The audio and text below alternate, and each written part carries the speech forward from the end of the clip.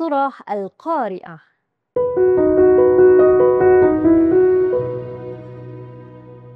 Assalamualaikum adik-adik. Mari bersama-sama ikut Ustazah Farhah kita baca surah Al-Qari'ah. A'udzu billahi minasy syaithanir rajim. Bismillahirrahmanirrahim. Al-Qari'ah, mal-Qari'ah. وما أدراك ما القارعة يوم يكون الناس كالفراش المبثوث وتكون الجبال كالعهن المنفوش فأما من ثقلت موازينه فهو في عيشة راضية وأما من خفت موازينه فأمه هاوية وما أدراك ما هي نار هامية صدق الله العظيم. Makna surah. A'udzu billahi minasyaitonir rajim. Bismillahirrahmanirrahim. Al-Qari'ah maksudnya hari yang menggemparkan. Mal-Qari'ah, apa dia hari yang menggemparkan itu?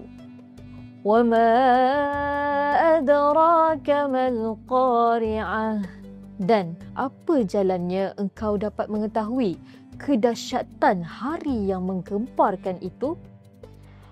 يوم يكون الناس كالفراش المبثوث. Hari itu ialah hari kiamat. Hari manusia menjadi seperti kelkatu yang terbang berkeliaran. وَتَكُونُ الْجِبَالُ كَالْعِهْنِ الْمَنفُوشِ. Dan gunung ganang menjadi seperti bulu yang dibusar berterbangan. فَأَمَّا مَنْ ثَقُلَتْ مَوَازِينُهُ. Setelah berlaku demikian, maka manusia akan diberikan tempatnya menurut amal masing-masing. Adapun orang yang berat timbangan amal baiknya, فَهُوَ فِي عِيشَةٍ رَاضِيَةٍ. Maka ia berada dalam kehidupan yang senang lenang. وَأَمَّا مَنْ خَفَّتْ مَوَازِينُهُ. Sebaliknya, orang yang ringan timbangan amal baiknya, فَأُمُّهُ هَاوِيَةٌ. Maka tempat kembalinya ialah hawiyah. وَمَا أَدْرَاكَ مَا هِيَهْ. Dan apa jalannya engkau dapat mengetahui apa dia hawiyah itu? نَارٌ حَامِيَةٌ. Hawiyah itu ialah api yang panas membakar. Sadaqallahul azim. Masya Allah. Tadi kita dah sama-sama dengarkan surah Al-Qari'ah. Nak tahu tak, surah ini cerita tentang hari yang paling dahsyat dalam sejarah alam semesta. Jadi, jom kita dengar sama-sama apa maksud sebenar surah Al-Qari'ah dan kenapa ia penting untuk kita semua tahu. Ready tak? Jom. Surah ini terdiri daripada 11 ayat dan diturunkan di Mekah. Surah ini menggambarkan bagaimana manusia akan berada dalam keadaan terpinga-pinga dan tidak tentu arah apabila hari kiamat berlaku.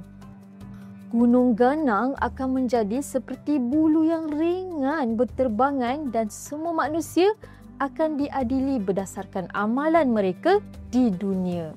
Surah ini juga menekankan bahawa sesiapa yang membuat amal baik, maka tempat kembalinya ialah syurga yang penuh dengan kenikmatan. Tetapi siapa yang banyak membuat kejahatan, maka dia akan dimasukkan ke dalam neraka yang sangat panas. Ini menunjukkan betapa pentingnya kita berbuat baik dan taat kepada perintah Allah sepanjang hidup kita. Jadi adik-adik, inilah maksud dan pengajaran di sebalik surah Al-Qari'ah. Mari kita bersama-sama berusaha menjadi hamba Allah yang baik, sentiasa berbuat kebaikan dan menjauhi larangannya. Sampai di sini dahulu pembelajaran kita hari ini. Semoga berjumpa lagi dalam sesi yang akan datang ya. Jumpa lagi. Bye. Assalamualaikum.